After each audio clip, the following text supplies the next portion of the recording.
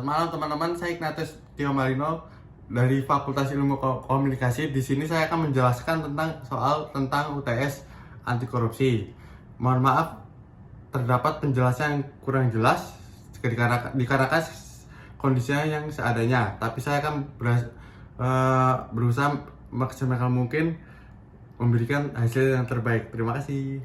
Yang pertama, berikan analisis Anda terhadap korupsi di Indonesia berdasarkan pada chart di bawah ini. Berdasarkan analis saya, korupsi di Indonesia mengalami penurunan di tahun 2012-2019 dikarenakan adanya kesadaran pemahaman masyarakat akan korupsi, dan tingkat pengawasan di setiap institusi mengalami pengawasan di setiap yang agak membaik. Undang-Undang Nomor 30 Tahun 2002 tentang pemberantasan tindakan pidana korupsi mengatur tugas dan kewenangan KPK.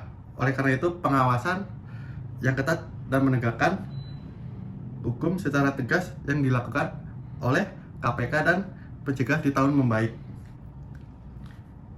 Di tahun 2019-2023 memburuk dikarenakan secara keseluruhan stagnasi IPK, pelemahan KPK, kekurangannya komitmen pemerintah dan pemangku kepentingan, kinerja penegak hukum yang tidak optimal, lemahnya etika dan moralitas, praktik politik,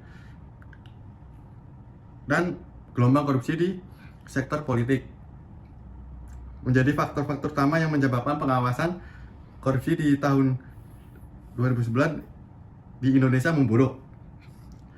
Terus yang kedua,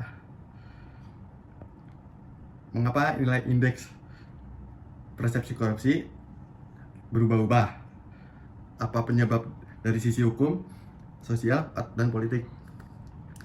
Di sisi penegak hukum, karena lemahnya sanksi terhadap tersangka korupsi, bawahnya di Indonesia hukuman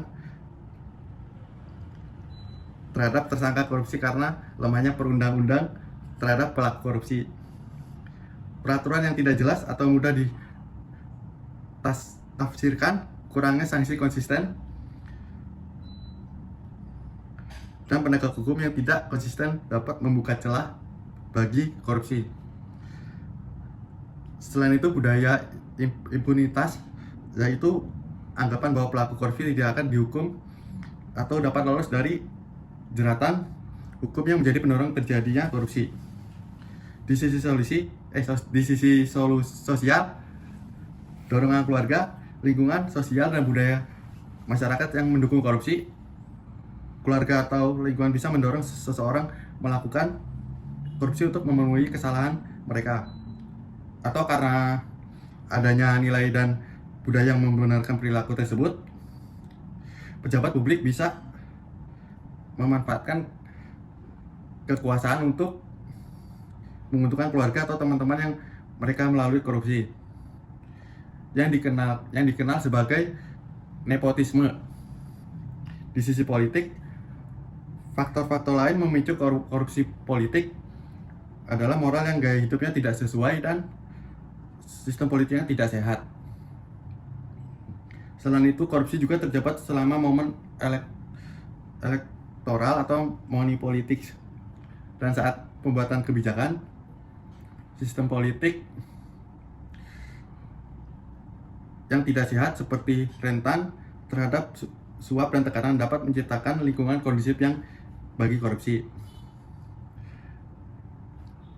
Terus yang ketiga, untuk menciptakan negara yang bersih dan korupsi diperlukan upaya terpadu dari berpihak, termasuk pemerintah, warga, masyarakat, dan lembaga penegak hukum. Beberapa langkah penting meliputi peningkatan transparansi dan akuntabilitas di semua tingkatan pemerintah, penegak hukum yang ketat, membangun sistem pengawasan yang kuat, serta melibatkan masyarakat dan media dalam pengawasan, dan kesadaran untuk menghilang budaya korupsi di negara ini. Menimbulkan sikap cinta tanah air, pada diri sendiri bahwa jika tidak ada korupsi, negara akan maju dan solid untuk membangun kesejahteraan negara demi kepentingan masyarakat. Terima kasih.